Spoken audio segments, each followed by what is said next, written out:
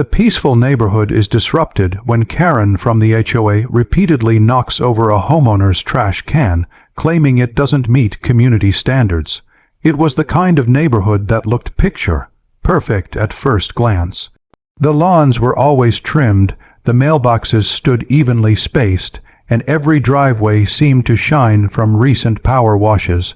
But beneath that glossy surface, tension brewed, controlled by the ever-watchful HOA and its self-proclaimed enforcer, Karen.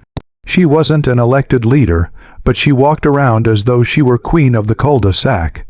Everyone in the neighborhood knew her quick judgment, her sharp tongue, and her obsession with nitpicking the smallest details of other people's lives. For one homeowner, David, this became painfully clear the day his trash can became Karen's new fixation. David was a quiet man who worked long hours and simply wanted peace at home. He never thought a plastic bin could ignite a war, yet somehow it did. Each week, after carefully rolling his can to the curb, he would return hours later to find it tipped over, garbage strewn across the street like a crime scene. At first, he thought it might be raccoons or a strong gust of wind. But then one morning he saw her. Karen, in her pastel jogging suit and oversized sunglasses, strutted confidently down the street. Without hesitation, she walked straight to David's can, scowled, and pushed it over with the back of her hand. Trash bags tumbled and burst open, sending soda cans rolling across the asphalt. And then, as if nothing had happened, she continued her walk, sipping from her water bottle. David stood frozen, watching from his porch, disbelief written all over his face. He confronted her the next day, hoping it was some kind of misunderstanding, but Karen didn't deny it. Instead, she gave a smug smile and declared, "Your trash can is in violation of community standards. It's an eyesore. I'm just maintaining order." Her tone dripped with false authority, and David realized she truly believed she had the power to dictate where his trash bin could stand. The pettiness might have seemed laughable to an outsider, but for David, it quickly became unbearable. Every week, without fail, she knocked it over. Sometimes she even waited until after the garbage truck came, ensuring he had to clean up the mess himself. Neighbors began to notice, whispering behind closed blinds, too afraid to stand up to Karen themselves. David tried reasoning with her, explaining that the trash can was placed exactly where the city had instructed. She dismissed him with a wave of her hand, as though his words carried no weight. Community standards matter more than city rules, she insisted. It was infuriating, and it became clear. Karen wasn't just enforcing rules. She was enjoying the power trip, using the HOA as her shield. David's patience wore thin. He wasn't one to seek out conflict, but he also refused to be bullied in his own neighborhood. As the days stretched on, the tension grew heavier, with Karen strutting around as if untouchable. David's trash can, once a simple household necessity, had now become the battlefield for an HOA war. And though Karen thought she had the upper hand, David quietly began to think of ways to turn the tables. He didn't know how yet, but he knew one thing for certain: he wasn't going to let Karen win. And what David did next would shock the entire neighborhood, because this battle over a trash can was only the beginning. Don't forget to subscribe for more crazy HOA stories. You won't believe what happens next. And tell me in the comments, what would you do if your HOA kept knocking over your trash can? I read every comment, so let me know where you're watching from. What seemed like a minor nuisance at first was no longer just about a trash can. For Daniel, the homeowner, the sight of his can tipped over had initially been brushed off as a random accident. Maybe a raccoon had gotten bold. Maybe the wind had been stronger than it looked. Or maybe it was just one of those neighborhood mishaps that didn't deserve too much energy.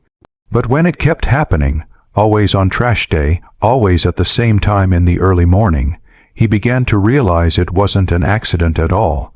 Someone was doing it on purpose, and it didn't take long before he figured out who.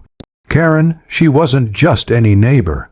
She was the self-proclaimed claimed enforcer of the HOA, the type of person who walked around with a clipboard even when there wasn't an actual meeting scheduled. She treated the neighborhood like her own personal kingdom, and anyone who dared to question her rules or her standards quickly learned she was not someone who gave up easily. Daniel had heard stories about her before he even bought the house, how she once wrote up a violation because a neighbor's wreath was too sparkly, or how she called animal control on another resident for letting their golden retriever walk off leash in front of their own driveway. Still, Daniel believed that if he kept his head down and followed the rules, she wouldn't bother him. He was wrong. The trash can became the spark that lit their silent war. Each week, without fail, Daniel would wheel his trash can neatly to the curb on the night before pickup. And each week, like clockwork, he would find it knocked over, contents spilling, sometimes dragged a few feet away as though someone had given it an extra shove. It wasn't just a topple, it was intentional. Bags would be ripped open, banana peels and coffee grounds scattered across the street, papers fluttering like confetti in the morning breeze. Daniel started noticing little details. Karen always seemed to be outside at just the right time, watering her flowers with a smug smile, trimming her perfectly squared hedges, or conveniently standing by her mailbox, even when the mail truck wasn't due. Her eyes would flick to his driveway, watching him bend down to gather the mess, and though she never said a word, Daniel could feel the satisfaction radiating from her. At first, he tried diplomacy. One afternoon, while Karen was tending to her flower beds, he walked over with a polite smile. "Hey, Karen," he said carefully, "I couldn't help but notice my trash can keeps getting knocked over. I don't suppose you've seen anything suspicious." Karen straightened slowly, wiping imaginary dirt from her gardening gloves. She tilted her head with mock innocence. "Oh, trash can trouble, you say? Maybe it's those raccoons, or could be the wind. You know how it gets around here." Her smile didn't reach her eyes. Daniel held her gaze for a moment. Yeah, maybe. That night, his trash can was not just knocked over. It was lying halfway across his yard, lid cracked, as though someone had dragged it and slammed it down. It was then that Daniel realized this wasn't just about trash. This was about control. To Karen, the can was a symbol. If she could dictate something as small as where it stood, or whether it stood at all, she proved her dominance over him, and by extension, over the entire neighborhood. Daniel refused to bow to that kind of pettiness, so he started taking notes. He wrote down the dates and times he found the can knocked over, documenting each mess he had to clean up. He even snapped photos, though Karen seemed almost amused when she noticed him taking them. Her smirk said it all. "Go ahead, try me." But Daniel wasn't amused anymore. He was frustrated.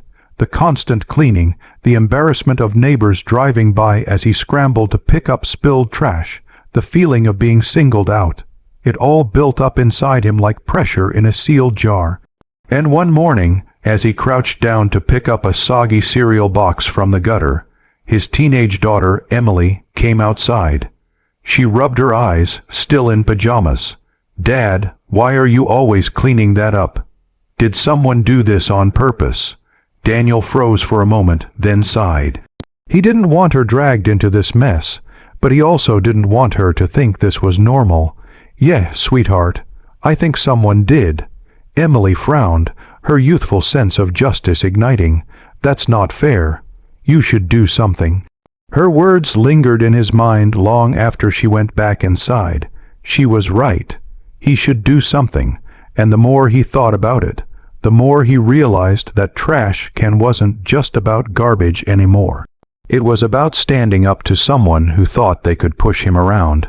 Daniel began formulating a plan Karen would never see coming. But before he could put it into action, something happened that pushed him past the point of no return. The next week, not only was the can knocked over, but Karen left a folded piece of paper taped to it. In bold letters, written in her sharp, precise handwriting, were the words, "This neighborhood deserves better. Clean up your act." Daniel's hands tightened on the paper until it crumpled. His eyes burned with anger. Karen had just declared war, and Daniel wasn't going to back down. Daniel sat at his kitchen table, a cup of coffee cooling in his hands as he reread the letter from the HOA for the third time. The words blurred together, but the message was clear. Your trash receptacle placement is in violation of community guidelines. Future violations will result in fines. He set the paper down with a slow exhale, rubbing his temples. His trash can, the same one Karen had been knocking over almost daily, had now become an official HOA issue. Not because of his doing, but because Karen had gone out of her way to file a complaint. The irony gnawed at him. He had never missed trash day, never left garbage strewn across the lawn, never created a nuisance for anyone. Yet here he was, being labeled the troublemaker in his own neighborhood. Outside, the late afternoon sun cast long shadows across Maplewood Court. Families were walking dogs, kids were riding bikes, and sprinklers clicked and hissed across carefully manicured lawns. On the surface, it was an idyllic suburban street, the picture of order and peace. But Daniel knew better. Behind the smiles and trimmed hedges, there were power struggles, whispers, and people like Karen who thrived on control. Karen wasn't just another nosy neighbor. She was the self-appointed enforcer of rules, the unofficial sheriff of the HOA. Her word carried weight with the board, and she knew how to twist situations to her advantage. That evening, Daniel attended the HOA meeting in the clubhouse, determined to get answers. The small room was packed with residents seated in folding chairs, the air thick with the smell of coffee and paper handouts. At the front of the room sat the HOA board, 3 individuals who prided themselves on being the gatekeepers of community standards. Karen sat in the front row, her posture stiff and smug, like a queen awaiting her victory. She wore a pastel cardigan draped neatly over her shoulders and had a binder on her lap, no doubt filled with pages of neighborhood infractions she had collected. When the board chair, a balding man named Greg, called for open discussion, Karen's hand shot up first. Once again, she began, her voice sharp yet falsely sweet. We have a resident who refuses to comply with the simple, clearly written guidelines about trash receptacles. His bin is an eyesore, left in plain sight for days at a time. It's offense, if to the rest of us who care about maintaining property values. Gasps and murmurs rippled through the room. Daniel felt his jaw tighten. That wasn't true. He only brought his can out the evening before pickup and brought it back in as soon as the truck rolled by. When it was his turn to speak, Daniel stood, his voice calm but firm.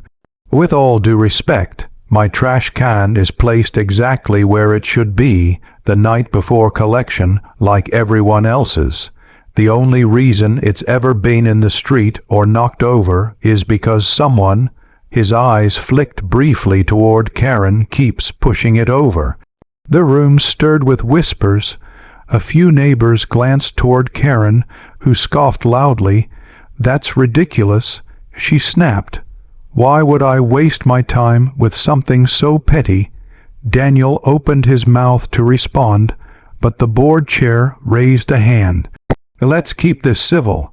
The board has reviewed the complaint, and according to our records, the trash receptacle was observed being out of place more than once. Daniel felt a surge of frustration.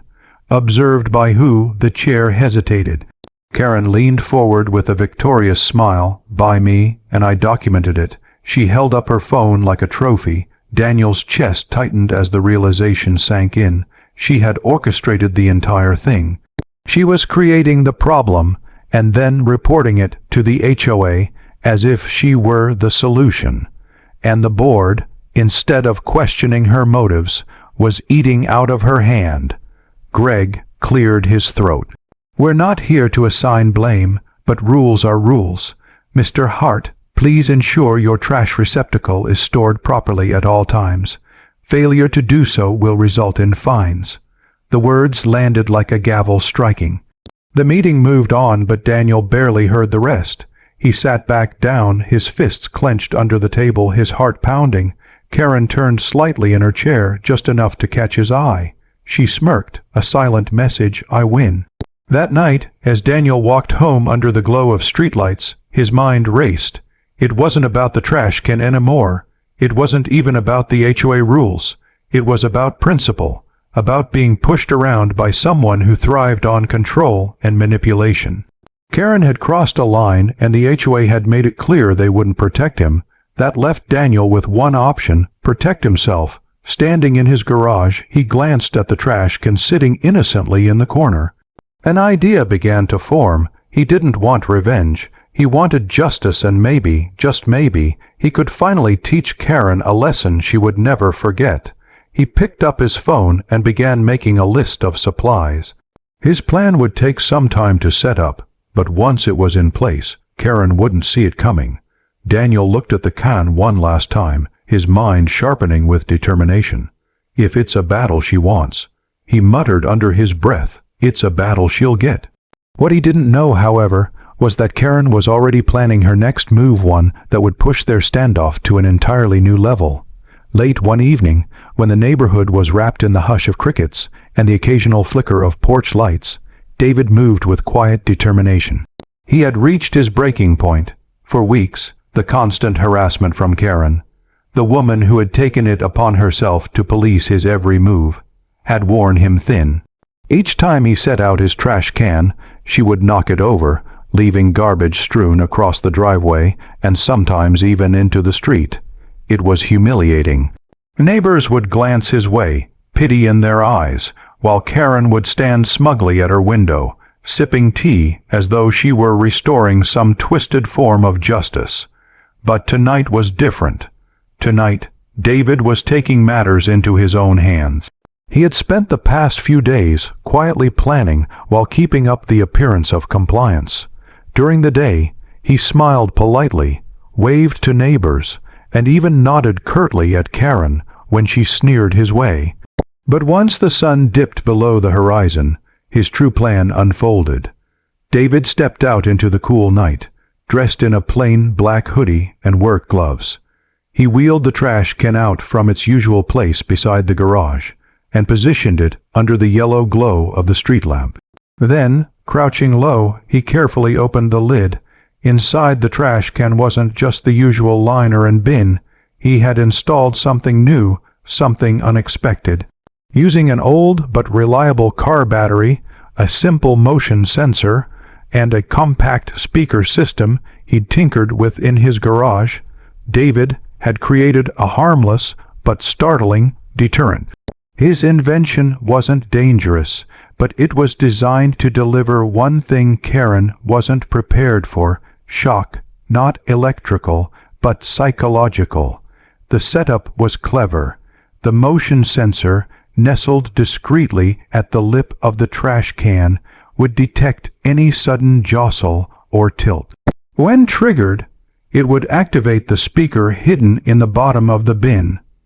David had spent hours recording and layering the sound effects: a guttural growl of a large dog, the metallic crash of chains rattling, and a low, menacing voice that simply said, "Step away." He had tested it twice in his garage, and even he jumped both times. As he finished securing the wiring and tucked the car battery neatly into a hidden compartment, David couldn't help but chuckle to himself. "You like playing games, Karen," he whispered under his breath, "but you're not going to like this one." The neighborhood remained quiet, as though holding its breath in anticipation. Across the street, Karen's curtains were drawn, but a faint sliver of light leaked out, proof she was still awake. David could almost imagine her sitting there, sipping her tea, waiting for tomorrow morning's ritual when she'd march across the street in her slippers to tip over his bin again. But this time the bin would answer back. David adjusted the lid one final time and then wheeled the trash can back into its usual spot by the curb.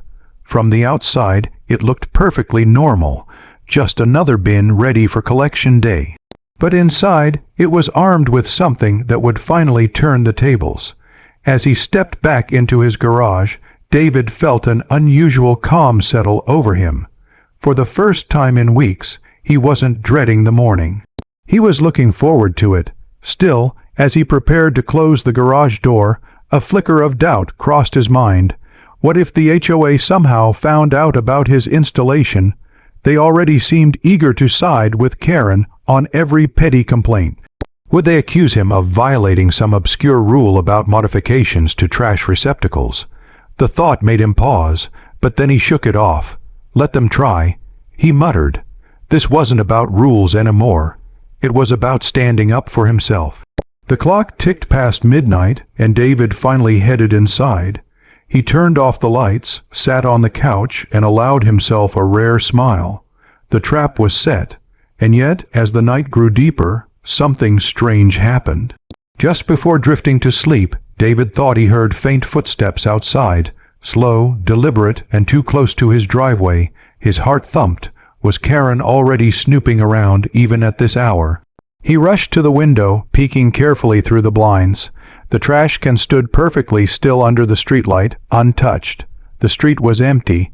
No Karen, no movement, just the hum of the night. David sighed, shaking his head at his own paranoia. But the feeling of unease lingered.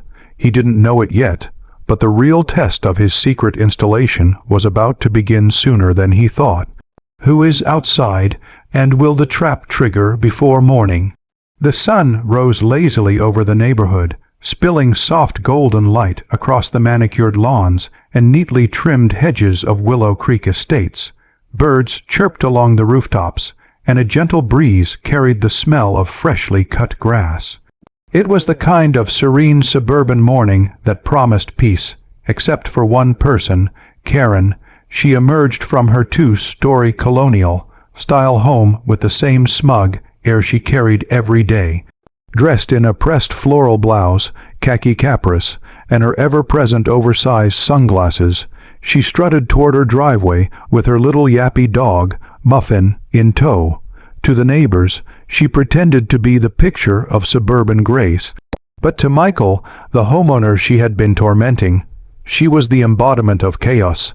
And today, Karen had one mission: to continue her petty reign of knocking over his trash can. She smirked when she spotted it standing proudly at the edge of Michael's driveway. The bin looked too perfect, too neatly positioned, too ready. To her, it was practically an invitation, a silent dare. "Well, let's see how long you last this time," Karen muttered under her breath, giving Muffin's leash a tug. The dog barked in agreement, or perhaps in confusion, but Karen didn't care. Her adrenaline rose with the thrill of petty vengeance. She didn't need a real reason anymore.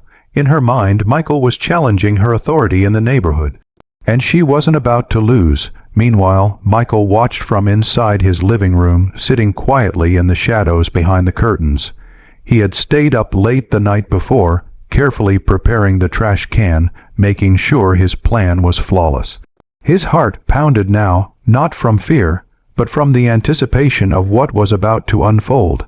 She won't see this coming, he whispered to himself, his lips curling into a grin.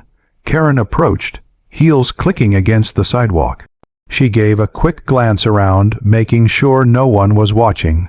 The street seemed empty, perfect. Without hesitation, she strutted up to the trash can and placed her manicured hands on the lid. "Down you go," she whispered triumphantly, pushing forward with all her might. But this time, the trash can didn't topple. Instead, a loud buzzing noise erupted from within.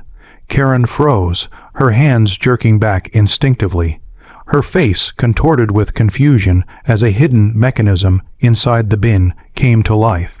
A sudden puff of harmless, but very dramatic, colored powder shot out like a smoke bomb, catching her completely off guard. "Ah!" she shrieked, stumbling backward as pink and blue powder coated her blouse, her hair, even poor Muffin, who barked hysterically. The cloud surrounded her, leaving her coughing, sneezing, and waving her arms in panic. Michael nearly burst out laughing from behind the curtain, biting his lip to keep quiet. The device had worked perfectly. It wasn't harmful, just a harmless party powder he had ordered online. But the sight of Karen flailing in the middle of the street, covered head to toe, was even better than he had imagined. Karen, however, didn't see it that way. "What on earth? Who would? This is sabotage," she screeched, drawing the attention of a jogger across the street who slowed down, staring in disbelief. Karen turned, her face now bright pink, her once pristine outfit ruined. She looked less like the neighborhood's self-appointed queen and more like someone who had lost a paintball fight. Humiliation boiled in her chest. She tugged angrily at Muffin's leash, dragging the poor dog away from the colorful scene as she stormed back toward her house. Her eyes darted toward Michael's window for just a moment, narrowing into slits. "Oh, you think this is funny, don't you?" she hissed under her breath, shaking with fury. Inside, Michael leaned back in his chair, his chest still shaking with barely contained laughter. He knew she suspected him, but he also knew she couldn't prove a thing. The beauty of his plan was that it wasn't dangerous, just embarrassing, and Karen hated embarrassment more than anything. But deep down, Michael also knew something else. This wasn't over. Karen was the type who thrived on conflict, who lived for the next battle. And if she felt she had been humiliated, she wouldn't just walk away. No, she would escalate. As Karen disappeared into her house, Michael's amusement slowly shifted into unease. He had won this round, but at what cost? Would Karen take her revenge to an even greater extreme? The answer came sooner than he expected. That evening, long after the powder cloud had faded and the joggers had stopped gossiping, Michael heard the sound of car doors slamming outside. He peeked through his window and froze. Karen wasn't alone this time. 2 other HOA board members were walking with her up the street, clipboards in hand, their expressions stern. They were headed straight for his house. Michael's heart tightened. This wasn't going to be just a petty neighborly feud anymore. Karen was officially bringing in reinforcements. Karen, humiliated and furious, has rallied the HOA board against Michael. They're at his doorstep now, ready to make things official. When Karen made her move that bright Saturday morning, she was as confident as ever. She strutted down the neighborhood sidewalk like it was her personal runway, clutching her HOA binder in one arm and tapping her phone screen with the other, ready to take pictures of any so-called violations she could use against her neighbors. But today her target was already chosen. Daniel Hart's trash can. It had become an obsession at this point.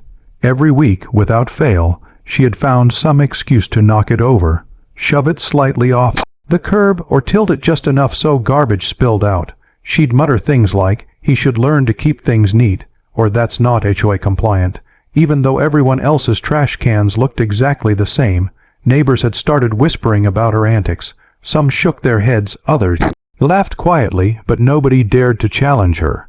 Karen had a reputation for filing endless complaints, showing up at board meetings with binders full of evidence, and intimidating people into silence. She thrived on control.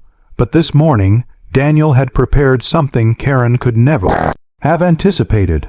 From his living room window, he sat quietly sipping coffee, his eyes focused on the corner of his driveway. The new trash can stood there looking perfectly ordinary, black, with a tight lid and wheels, just like every other can in the neighborhood. Yet inside, carefully hidden, was a little surprise, a custom-installed motion-triggered device that didn't harm anyone but was guaranteed to get Karen's attention. The device wasn't violent, wasn't dangerous. It was clever. A small mechanism linked to the lid, connected to a harmless compressed air canister and a recorded voice module. If anyone tried to push the can over, it would spring to life with startling precision. Daniel hadn't told anyone, not even his closest neighbors. He wanted the reveal to be genuine. As Karen reached the trash can, she smirked. "Let's tidy this up," she muttered sarcastically, glancing around to make sure others were watching. She always wanted an audience, and sure enough, a couple of neighbors were out mowing their lawns and chatting on porches. Perfect. With a swift, dramatic shove, she pushed the can, and then it happened. The trash can jolted upright with a loud hiss of air, the lid springing open as if it had a life of its own. A deep, commanding voice boomed from the device inside. "Step away from the trash can. You are being recorded." Karen froze, her face drained of color. She stumbled back, clutching her chest, her binder tumbling to the pavement. The entire street went silent. The neighbors who had been pretending not to notice before suddenly stopped what they were doing. One man mowing his lawn killed the engine to his mower, while a woman walking her dog nearly dropped the leash in shock. The can wasn't done. Trespassing and vandalism have been logged. Authorities will be notified. Karen gasped audibly. "What? What is this?" She shrieked, waving her hands as if to shoo the can back into silence. Her hair, perfectly styled that morning, now clung to her forehead as sweat formed. Daniel, still inside, fought to keep his composure. He had imagined this moment countless times, but seeing it unfold was beyond satisfying. The neighbors began whispering among themselves. Did that trash can just talk? Is she being recorded? Oh my! Look at her face. Karen, realizing everyone's eyes were on her, scrambled to pick up her binder. Papers fluttered everywhere, scattering across the street. As she bent down, the voice from the trash can roared again. "Violation recorded. Step away immediately." She yelped and nearly fell over trying to gather her things. The neighborhood was now buzzing with quiet laughter, people covering their mouths as they struggled not to burst out laughing. For years, they had endured her controlling behavior, her constant complaints, her arrogance, and now, finally, Karen was the one on display. Daniel opened his front door slowly, his calm demeanor a stark contrast to Karen's frantic panic. He didn't say a word, he didn't have to. His presence alone, leaning casually against the doorframe with his coffee cup in hand, was enough to make Karen's cheeks flush a deep crimson. You can't, this isn't," she stammered, waving at the can. "This is harassment, this is illegal, you can't do this to me." But the neighbors weren't siding with her this time. They were smiling, nodding, some even clapped softly. For the first time, Karen wasn't the powerful HOA enforcer. She was the spectacle. Her eyes darted wildly, searching for someone. Anyone to defend her, but no one moved. No one came to her rescue. Her voice cracked as she yelled again, I'll report this to the HOA. You'll regret this." Daniel raised his cup slightly, almost like a toast, and finally spoke. "Go ahead, Karen. I'm sure they'd love to see the footage." Karen froze again. "Footage," Daniel smiled. "You didn't think the warning was a bluff, did you?" Her jaw dropped. The reality hit her. She had just been publicly humiliated, exposed in front of the entire neighborhood, and there was video evidence of everything. For the first time, Karen was speechless, but the story wasn't finished, because as she turned to storm away, her binder spilling, a second time another voice, this time not from the can, spoke up from behind her. "Karen," said a stern tone, "we need to talk." Karen spun around to see two uniformed HOA board members walking toward her, their expressions hard and unamused. And just like that, the tables turned again. Karen thinks she's hit rock bottom after the trash can's reveal. But now, with HOA board members stepping in, her humiliation is about to reach an entirely new level. The silence after the shocking reveal still hung heavy in the summer evening air. Karen's face was flushed red, her lips trembling as she struggled to form an excuse. But every word that left her mouth sounded weaker than the last. The hidden cameras had spoken louder than any accusation could. Every neighbor had seen it. The HOA president, the self-proclaimed guardian of neighborhood standards, caught red, handed in an act of petty sabotage. For years, Karen had hidden behind rules and bylaws, pointing fingers at anyone who dared step out of line. She had demanded freshly cut lawns, identical mailboxes, and spotless driveways, yet here she was, exposed for deliberately knocking over a simple trash can, something she had insisted was a neighborhood eyesore. Michael, the homeowner who had endured Karen's antics for months, stood tall at the edge of his driveway. His heart pounded, but his voice remained steady as he finally addressed her. "Karen," he said, his words cutting through the murmurs of the crowd, "you've spent months harassing me over something as small as a trash can. You said it was about order, about respect for the neighborhood, but it turns out the only one breaking rules here was you." The crowd shifted, whispers rising into a low hum. Some neighbors crossed their arms, glaring at Karen with a mix of anger and disappointment. Others shook their heads, finally realizing they had been misled by her false charm. Karen's carefully maintained image was unraveling in front of everyone, thread by thread. She tried to laugh it off, a brittle, unconvincing sound. "Oh, come on," she sputtered, waving her hand dismissively. "It was just a joke, just a misunderstanding. I wasn't trying to cause trouble." But no one was buying it. The evidence was undeniable. Michael had outsmarted her with one simple, clever move, an upgraded trash can fitted with a hidden camera, disguised so perfectly that she never saw it coming. And now, with the footage looping on his phone for everyone to see, her reign of intimidation was crumbling. "Funny," Michael replied, his voice calm yet firm. "I don't recall you laughing when you sent me warning letters, or when you threatened me with fines. Doesn't feel like a joke now, does it?" The HOA board members, who had once backed Karen without question, exchanged uneasy glances. Finally, Mr. Thompson, the vice president of the board, cleared his throat. His voice was heavy with regret as he addressed the group. "It seems," he began carefully, "that certain actions have come to light which do not reflect the values of this association. Effective immediately, I believe we should suspend Karen from her role as president until further review." The statement landed like a thunderclap. Karen's eyes widened, and she spun toward the board members in disbelief.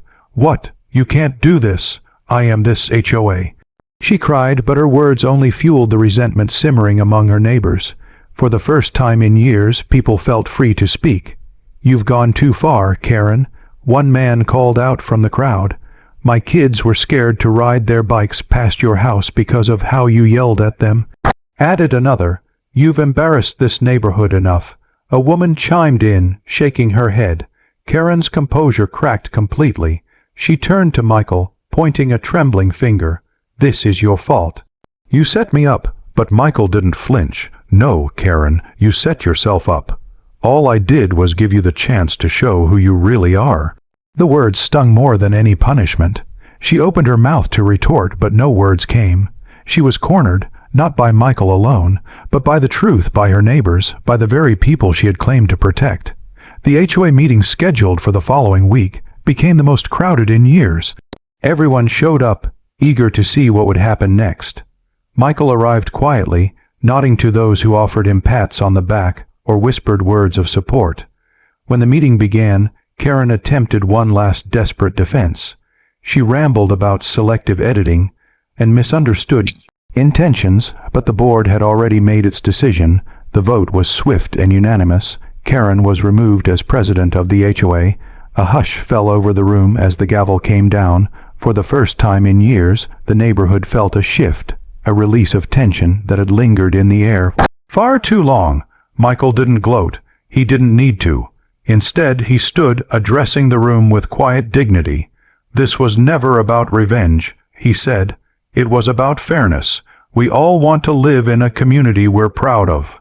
But that means treating each other with respect, not fear. Karen may have forgotten that, but I hope we don't." His words resonated deeply.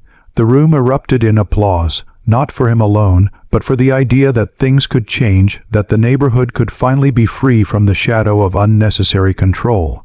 As Karen left the room, her head bowed low, she realized too late that her greatest mistake wasn't being caught on camera. It was underestimating the very people she had sought to control. From that day forward, the neighborhood slowly began to heal. Families who had once stayed silent started attending meetings again. Kids rode their bikes without fear of reprimand, and every week, Michael's trash can remained standing tall at the curb, untouched, a quiet symbol of victory. But the story didn't just end with Karen's downfall. It became a lesson whispered across backyards and front porches, a reminder that sometimes the smallest acts of defiance can reveal the greatest truth. And for Michael, it was proof that patience, cleverness, and the courage to stand up for what's right could change not just one household, but an entire community. As the sun set on that quiet street, the neighborhood finally felt like home again. Yet, just as peace settled, an envelope appeared in Michael's mailbox, unsigned, unmarked, and sealed tight. Inside, a single note: "This isn't over.